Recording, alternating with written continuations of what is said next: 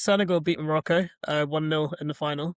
And I think it was really boring because I watched the whole match for the first half. Not much happened. It was very end to end, so it was a good um, match to watch. However, it really kicked off towards the end of the game, where, as Tom you just mentioned, Ismail Assar, he should have scored the opening goal of the match. His goal got disallowed due to a foul on Hakimi, and or supposed to foul on Hakimi. When I don't know if you guys have seen a replay since. It wasn't really a foul for me, but anyway, there was no VAR check on that at all, so the referee just went with his decision. And then less than 2 minutes later, um, Morocco were given a penalty. And to be honest, that was a penalty. I'm not going to argue with that decision. He did genuinely put him to the ground. But then it all really kicks off when the Senegal players walks off the pitch, out of protest to the decision. But 2 minutes before, with the whole disallowed goal, no VAR check even, and then you guys have probably seen the penalty by now. Brahim Diaz, but really the last kick of the match, to win the final for Morocco, and he decided to do a panenka penalty, which was easily saved by Mendy. And then in extra time, Papa Gay, he scored a really, really good goal, top corner on the counter attack, and Senegal just defended for the rest of extra time and won the AFCON Cup of Nations. Now, the controversy, right? So I spoke about it briefly there. So with the first disallowed goal, now it got disallowed because it's nothing wrong with the goal itself. Like, the header was fine, went into past the keeper, that was okay. It was what happened. So the corner came in, and there was a push on Hakimi, and Hakimi basically made the most of it from what I saw. Like, he felt a slight touch, and then he went to the ground. The referee happened to see it at the exact moment it happened and blowed for a foul. However, on replays and in the Premier League especially, that just wasn't a foul. But the strange thing that happened is that the VAR, because there was VAR set up in the stadium all around and everything, they decided not to tell the referee, or decided to not tell the referee to go to the monitor to have a look at the situation and see if he could change it, because it was a clear and obvious error. So that's what happened then. Even the commentators were saying, like, why is the referee not being asked to go to the monitor to at least have a look? So then, okay, that happened. We move on. 2 minutes later, down at the other end, sort of similar situation. Brahim Diaz got pulled to the ground. This time, the referee didn't blow his whistle straight away, and he got instructed by VAR to go to the monitor. Now, I can understand the controversy, because in one sense you could argue that, both decisions at both ends of the pitch should have been checked by VAR. Even if the disallowed goal and was checked by VAR and they still made the wrong decision, then I would have been like, fair enough. But the fact that it got prioritized just for Morocco's favor, it goes to question, with Morocco being the host city. And but yeah, the real question is, Tom, do you think VAR's reputation has been ruined after that? I mean, I've heard that throughout this tournament, because didn't Morocco host it? Yeah. Host the AFCON. See, I heard that throughout the competition there was a lot of controversial decisions. I heard it was like either in the quarterfinal, semi-final, Morocco wouldn't play unless the referee got changed. And this referee apparently was very biased towards Morocco in both games, like with decisions.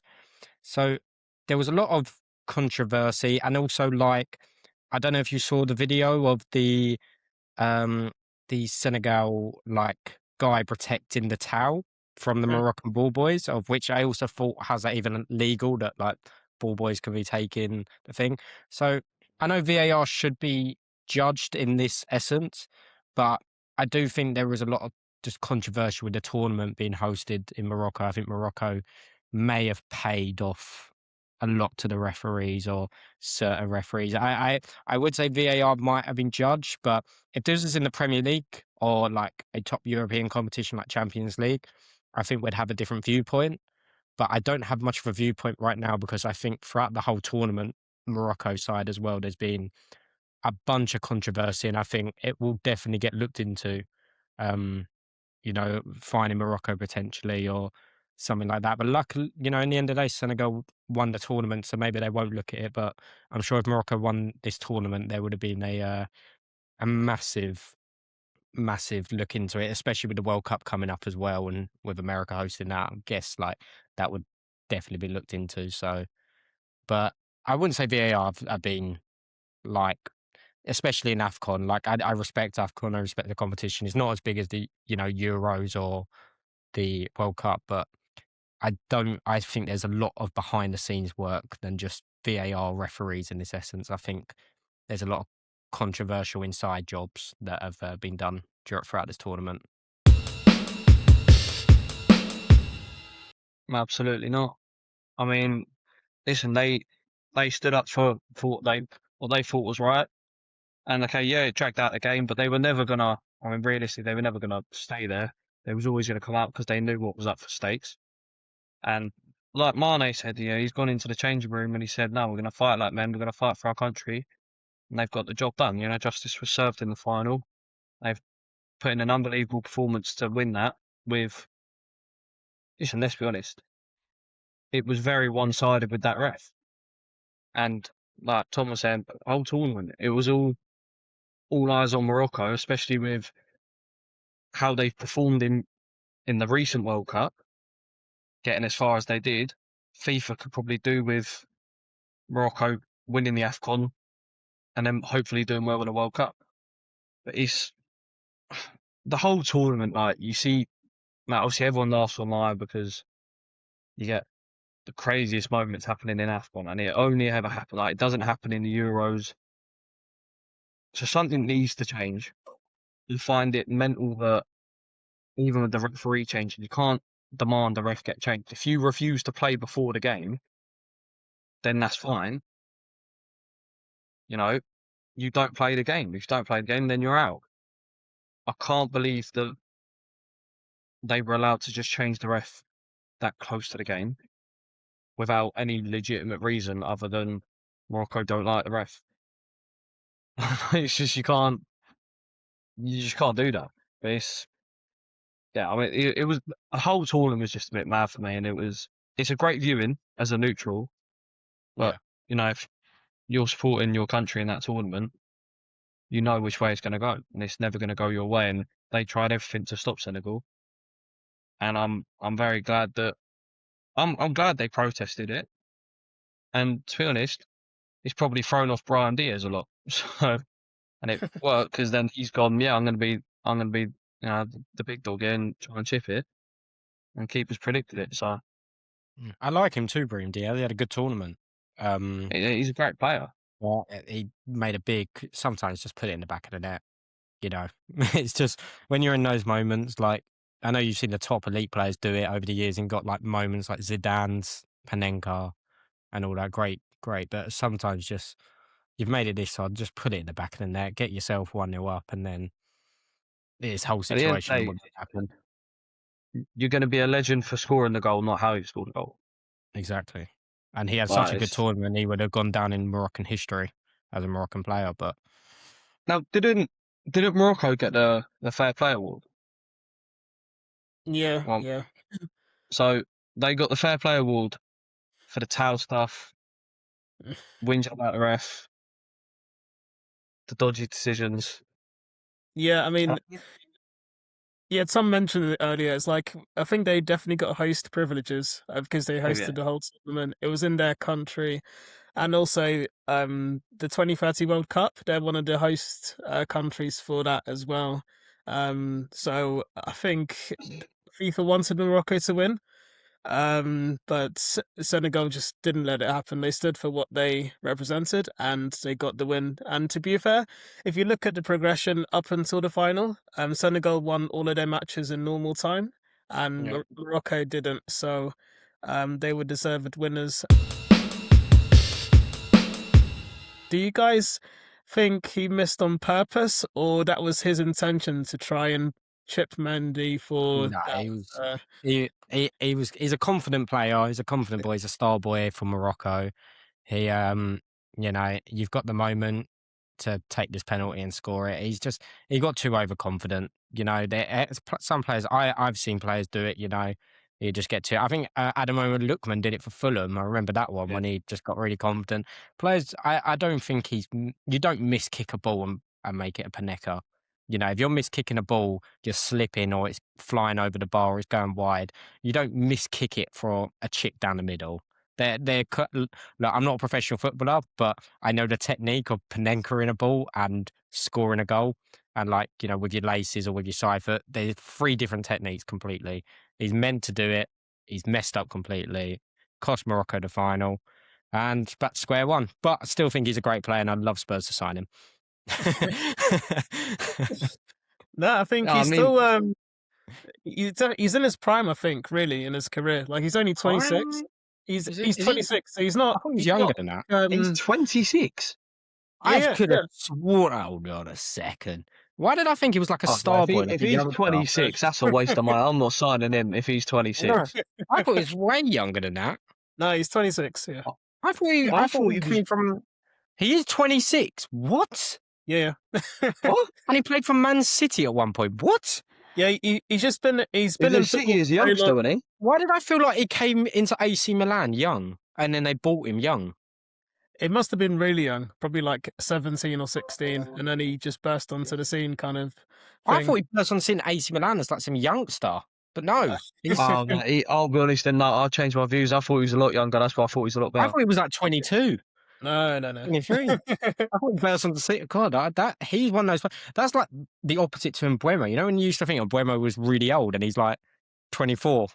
Something like that. And this guy's 26 and he looks about 21. What's going on? No, I don't want him now. But no, I think psychologically, though, I think it's going to be in the back of his mind for a very long time regarding with penalties in general. I think we're all in agreement. Before this match kicks off, we thought Man City were going to win at Old Trafford. They've got the better team. They just signed Semenyo. He started the match, and United had just sacked Ruben Amorim. Michael Carrick was in charge for his first Manchester derby as a manager, and the complete opposite happened. Manchester United for the full 90 minutes were the better team, completely. Shots on target, everything. Goals from Brahim Diaz, practically Doku. He played really well as well across 90 minutes.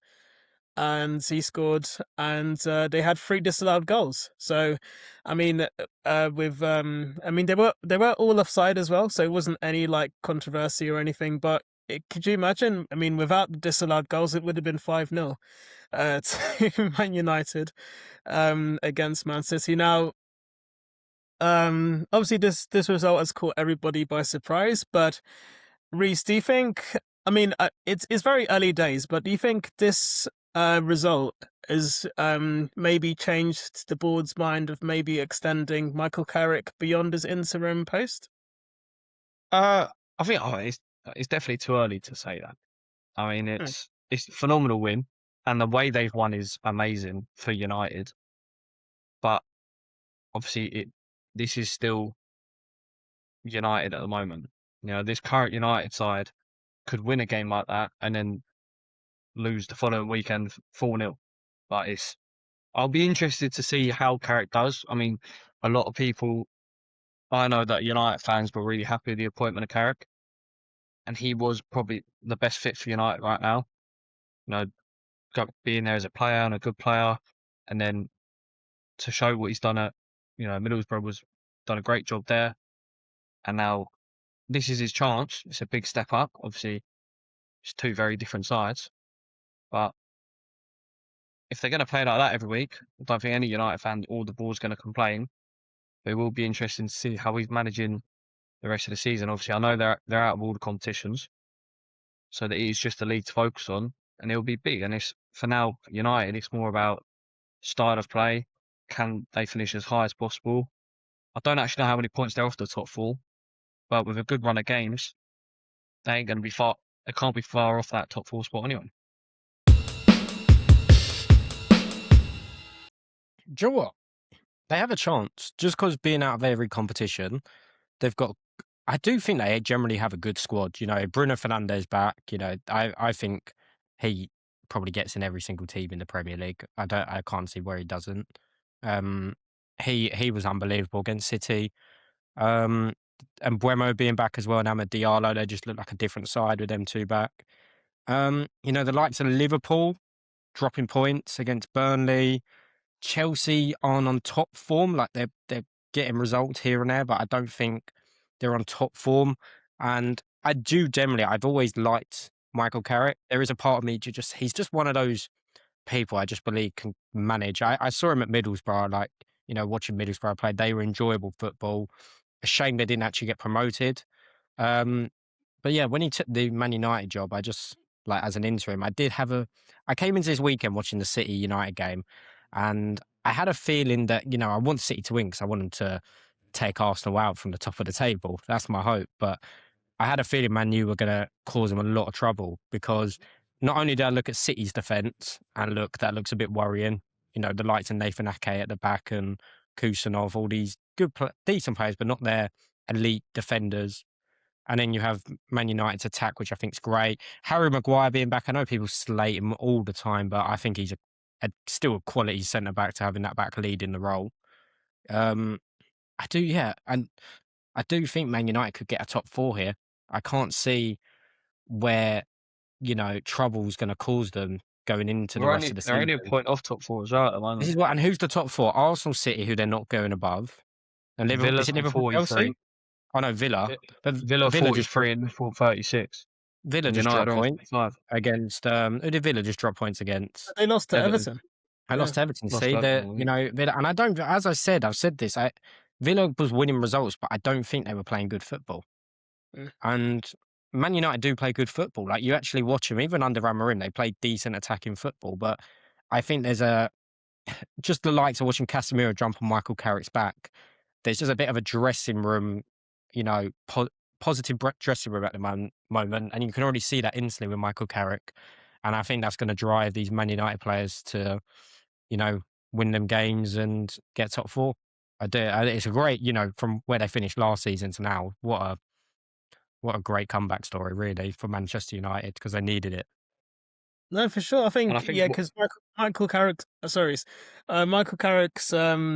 coaching setup is really good at the moment. He's got Steve Holland, Jonathan Woodgate, a Spurs legend, I think. Yep. Actually, for that League Cup final goal against us in 08 or 07. So it's looking good for them for the rest of the season. However, I mean, with the whole Oliver Glasner situation at Crystal Palace and him definitely leaving, I mean, it looks likely he's going to be leaving the club in one way or another, potentially this week, from what I've heard as well. So he could be the next Manchester United manager next season, or Gareth Southgate, who's been heavily rumoured for the past 2 years to take over at United. One shot on target the whole match. Literally, I can't even really remember a good attacking play from Man City, and they just weren't themselves. And I know they've made signings. Semenyo is a really good signing from Bournemouth, and Mark Guehi got announced today, but they're very inconsistent because in the FA Cup, you know, you guys have probably seen they beat Exeter 10-1, but then if you go even further back to when they played against Fulham at Craven Cottage, for example, where they were 3-0 up and they nearly threw it away, drew 5-all. Do you think, because Arsenal have had back-to-back 0-0 draws against Nottingham Forest and Liverpool, but Man City can't afford to keep dropping points, can they? No, absolutely not. I mean, I think just for the sake of the whole world, I mean, City can't afford to drop any more points because Arsenal can't win the league. Like, it's as simple as that. But it's City's defence. I mean, obviously they got Guehi now, but you know, this whole season, I can't remember the last time I've seen City have the same defence two, maybe 3 games in a row. But I know they've had a few injuries at back and all that, but you know, there is, for a side that's always had quality depth, this season they just don't seem to have that quality depth. All their depth is some like Kusanov, young, slightly promising, but there is such a big gap when you want to win the league. If the likes of Diaz and Stones are getting injured, for it to go to Kusanov, it's like, really? You ain't going to win the league with him starting most games if he has to. And I know injuries are luck of the draw, and everyone's getting them. Some teams more than others, but they had to sign Gagey, and they knew that. They knew he was probably going elsewhere in the summer because he's got his pick. But he will change Man City. He will be a massive help for them. And if the other players can come back, then the title race might be a bit closer. But I just think with the way it's all gone, if they beat United on the weekend, they're 4 points off 4 Arsenal, points. and it's so much more different after that because that's a different type of pressure. Arsenal can afford to lose now. Yes, if it's 4 points, they can still afford to lose because they're a point ahead. But 4 points, you can't afford a loss. 7, you can. And this is the thing with the way City have been this year, they're going to drop points no matter what. Maybe less likely now with the new addition of Gagey, but this is also the same Gagey that got spun about 5 times by a Macclesfield striker. But yeah, but I do blame. I think Pep needs a blame here. I know Pep throughout his career is it's the Pep roulette, constantly rotating the squad, constantly changing the players. But he doesn't have, as you said, with the depth of the defence as well. Like Man City don't have that same depth that they used to. They do in some positions, but I still don't think they have the full depth of the squad. And I think certain choices were really poor. Like they seem to keep a very similar team to what they played in the FA Cup when they played that low league side. And I think they really underestimated going into a derby with Manchester United, at Old Trafford. I think the fact that I like him, but Rico Lewis starting. Why is Rico Lewis starting? Why is Cherky not playing? Cherky's been one of your best players. He really causes issues. I mean, even when he came on, he was causing Man United problems. So it was too late by then. And if you watch as well, Rico Lewis, he kept invading Phil Foden space, was causing issues there. I think it was silly to start both Doku and Semenyo. I really thought Semenyo would be over there, like rotating with Doku, and then they'd have Cherky, playing out that right with Foden, sort of in those positions. What they were doing that was working. But then they played Rico Lewis. Rodri obviously came back, which is good, but he's still struggling with injuries. He's not going to be the same Rodri. I don't know if he started or not, but I don't think Nico O'Reilly started. No, he was on the bench. That's what I mean. Bench, He's been a quality left back from this season. They've got a struggling in defence anyway. Why is he not playing? I just think Nathan Ake, he's all over the place. He's been out of football for so long, but he's all over the place.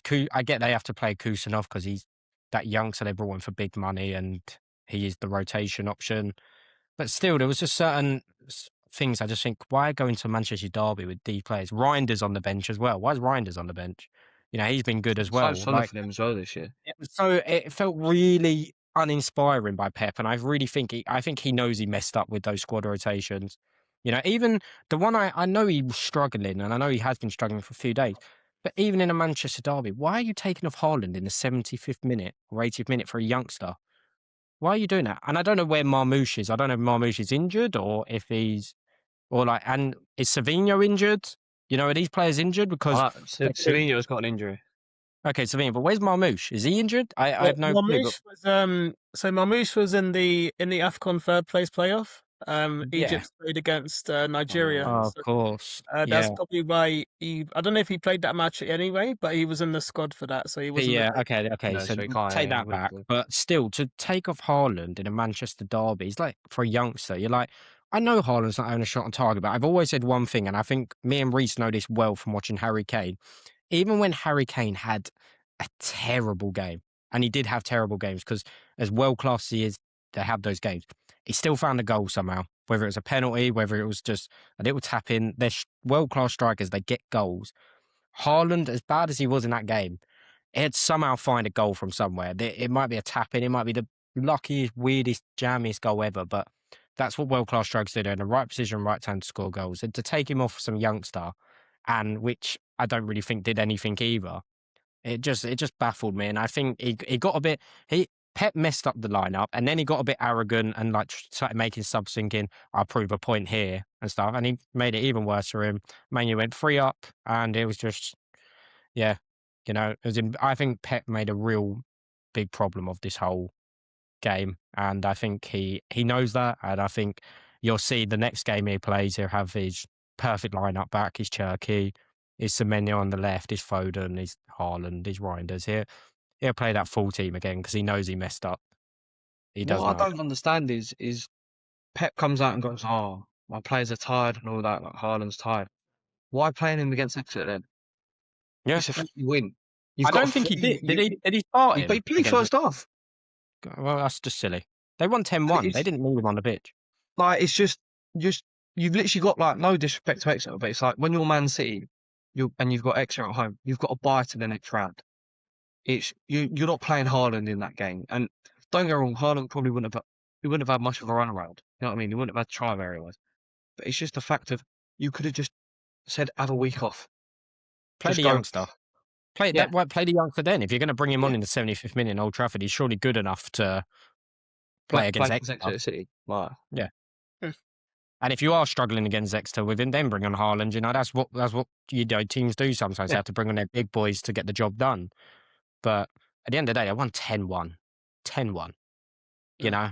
Like they didn't need anyone on the pitch. They could have played their C team, and I'm sure they would have gone through quite comfortably. No, that was great. That was crazy because I was watching what was it, Sky Sports News at the time, and they were doing like goal updates every now and then they said Exeter scored, and they scored a really good goal, to be fair. I don't know if you guys have seen the Exeter goal. It was like top corner outside of the box.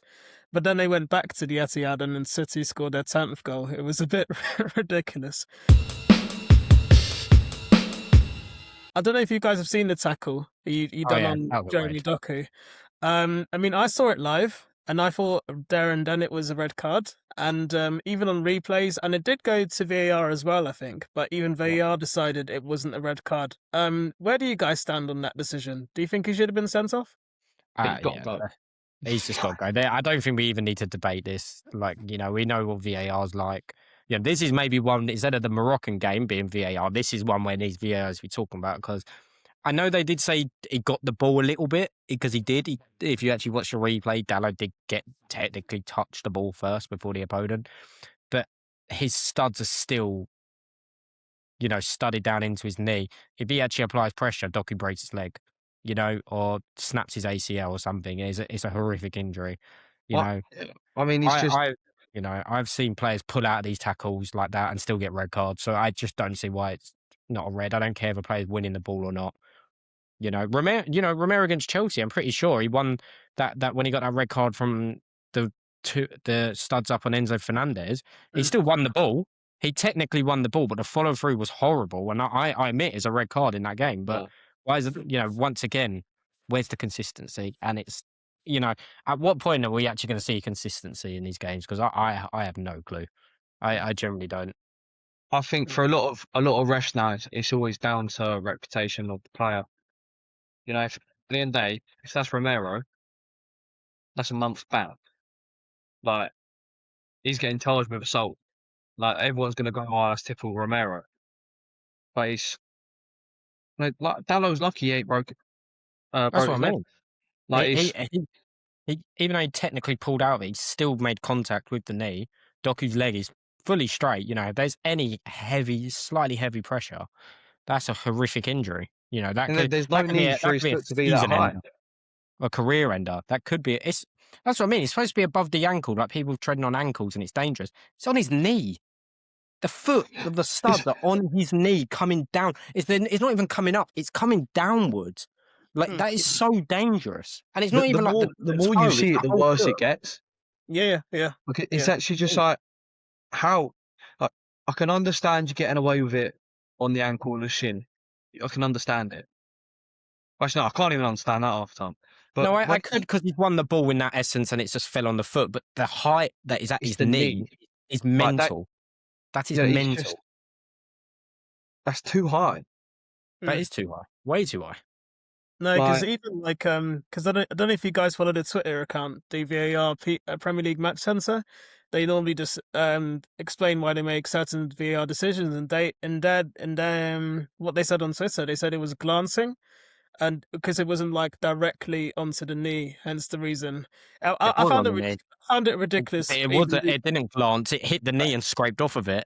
Yeah, He just so didn't. But this is what I mean, though. Like, it's just is it risking the player? Like, you know, when they said, is it risking the danger Yeah. of the player? Is it risking him, or is it they actually want the event to happen? They want him to cause damage, so then it can be given a red card. Like, what is the levels here? Is it? Do you want to? Is it because it is a risk? It's a risk. He could have broke the guy's leg, you know. But on the other hand, do they actually want him to break his leg or cause a horrific injury to get delivered a red? I don't understand the law in that essence, because I thought the law was if it's endangering a player, which that tackle I would class as endangering, you know, whether that was Romero that done it, whether that was anyone that done it, that is an endangerment of a player that he's, you know. At the end of the tackle.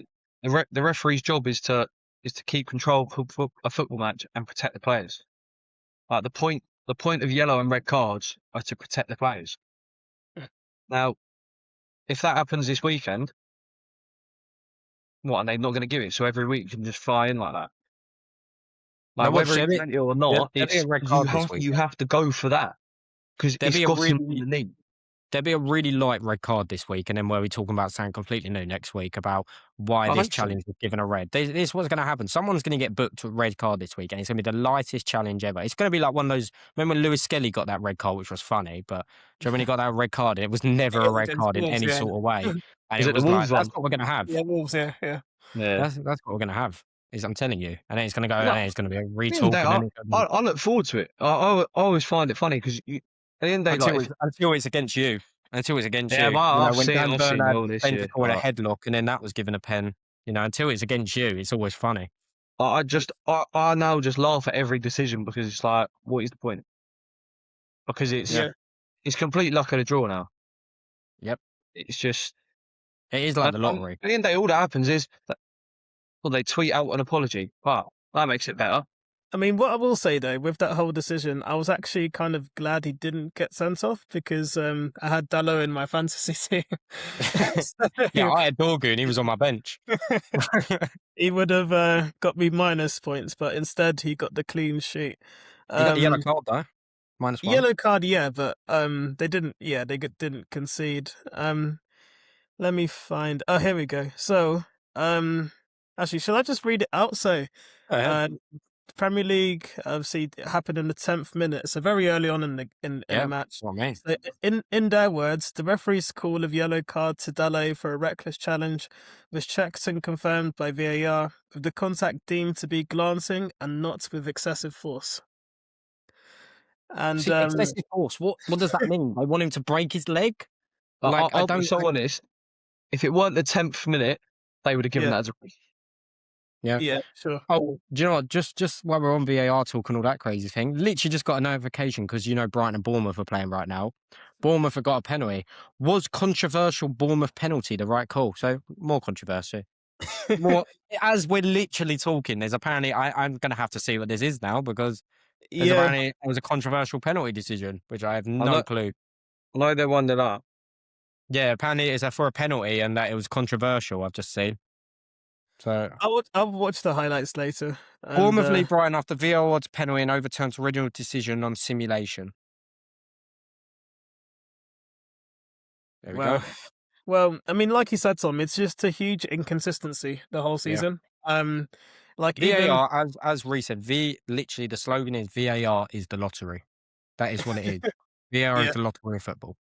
I mean, you could even argue that the Caicedo challenge in the when we played against Arsenal, against Mourinho, that's another one that just cost the game. Yeah, pretty much. But it is what it is. The idea of VAR is good. The idea of it is right. Yeah, the idea, the reality. But I'll be honest. All they need now, get rid of VAR and just keep semi-automated offside and goal line technology. That's literally it now. Because when you watch the FA Cup and you're like, this is entertaining. Like when you know Wrexham versus Nottingham Forest, like Great There game. was certain fouls, there was a thing, but there's loads of goals. There's not this stop and start in seeing if Wrexham scored a goal and it's offside. You know, how many goals are there? It was like 3-0, right? Yep. Something like that before penalty. So much entertainment, so many things. But like, I know for a fact, even though all the goals were fine and there was actually no controversy for any goal, they would still be delays for offsides. There'd still be delays for fouls during the play. And it's like, football I know people used to see like, oh, you know, like this decision, you know, when football before VAR, oh, you know, it was handball, it was offside, you know. But now also I'm scared that we need VAR because the way football has become, you know, the pushing in the box on corners and stuff like that, holding the goalie. If VAR weren't involved with some of that stuff, some of these goals would have stood, you know, like, and it's got worse. Football never used to be like that. I think the change of display of football has meant that VAR has come in more handy. If football went back to the way it was, you know, like the challenges, etc. Like you knew what a challenge was. You knew that was a yellow. You knew that was a red. No one ever used to see a tackle and go, "How's that not a yellow? How's that not a red?" Until VAR came in. The only thing that you actually was like sort of controversial was handballs and offsides. But you know, it used to be a fun conversation. If you got lucky, it was offside. You know, that shouldn't have counted. Da da da da da. But no one ever. There was an apology because it's human error. But now it's like. You have to talk about the subject because VAR have got it wrong. You know, they're watching a screen, they've got it wrong. You know, and sometimes though, I don't understand it. I don't understand what 3 officials see in a room and what the rest of the whole public see and how their decision can be any different. We're all humans. Forget a law book. Forget the law book. You can see this player has his foot high on his knee. Doesn't matter what league you're in. Doesn't matter what competition you're in. Even if you're Sunday League, you can see that and go, that's a red card. You know, it doesn't take much more than that. It is a red card. It is not hard. Move on. You know, I'm pretty sure I watched Man United. You know, they do that cool thing on Sky Sports now where they get some United and City fans and they don't watch the game. They just get like the screenshots and like. It's really good. You literally see the United fans, they see the image and they just fall to the ground and they're like that. And then one of them's literally laying on the floor because he thinks it's a red card, you know, that City have won like 7-0. And then they tell him it's a yellow card and he's like that and he jumps and he's like, he's literally on the floor because he knows himself it's a red card. You know, it's not hard to see. Like, they don't need 3 people in a room. Like, at the end of the day, if the refs, he's doing the match in real time. If you have the monitor on the side, and it's catching all the angles and all that. If a ref sees something and goes in real time, I haven't given it, but I want to make sure it's right. Let me go check the monitor. Just let him do that on his own. The ref should choose. I think the ref. It should be the ref's choice. Give him the chance to be like, oh, you know what? I'm doubting myself here. Let me confirm. If I'm right, I'm right. If I'm wrong, I can correct it. It's like the assistant manager. People would appreciate that. But it is like the assistant manager. The VAR is a virtual assistant referee. That is the role. It's an assistant, okay? When there's these linesmen, you know, they call for fouls or something like that. That's the job. But the ref, you hear the conversation. You've heard it in matches when they like post this stuff. The ref is talking to the assistants. They ask him, is that a foul? Yeah. Is that offside? The ref is talking to him. The referee is the referee. The assistants listen to the referee and do their job. VAR's job is to not get involved unless the ref asks him to get involved. If the ref sees something, he should go check VAR for an offside, check VAR. The ref should ask him. If the ref really doesn't think that's offside, VAR shouldn't get involved. I think VAR should only be involved the minute the ref goes, please get involved. I think that makes it more entertaining. I think VAR are like the referees. It's called an assistant referee, but it is the referee in the end of the day. You know, even when the VAR, you know, the ref goes to make a decision, goes to the monitor because VAR asks him to go and check. You know, at the end of the day, VAR gets their decision. They get the one they want. The ref always overturns. You rarely, I think 3 times I've seen the referee stick to his decision. 3 times. And every time he's done it, I've loved it. Because it's like, yeah, a bit of respect. You've stuck to your decision. You know, but now it's like, it's just mental. It's just, at the end of the day, as Ree said, it's a lottery now. That's all you wait for it. Every weekend it happens, and every week you're just waiting to see what team is going to get their problem caused by. It does make me laugh because, you know, Premier League will post the videos of like, ref cam, you can hear them talking on the thing. They only post the games with no controversy. Yeah. And when they have posted the controversy, I think the only one they really posted was the Liverpool offside against us, where they just literally all that wasn't poor refereeing, it was just miscommunication. That's human error. Yeah. Okay, that is just human error. It's a shame. We were lucky it was against us because we ended up Yeah, of winning course. that game as well. But that at the end of the day, that was human error. That is no different than a referee not giving a foul when it should have been a foul, or not giving an offside when it was clearly offside. That was like the normal version of football. It was a clear onside that was just miscommunicated or like missed, and the game continued. That Yeah. was a shame. You know, we got very lucky. Don't get me wrong, Cool. but that was miscommunication. You saw him post that, but when it's controversial, just I'm sorry. That was a foul. That was a red card online. No comment. Oh, we don't want comments though. We just wanna say sorry, and we move on to next week, and then we'll say sorry again. And there's that, and then yeah, and then it just keeps on and on and on.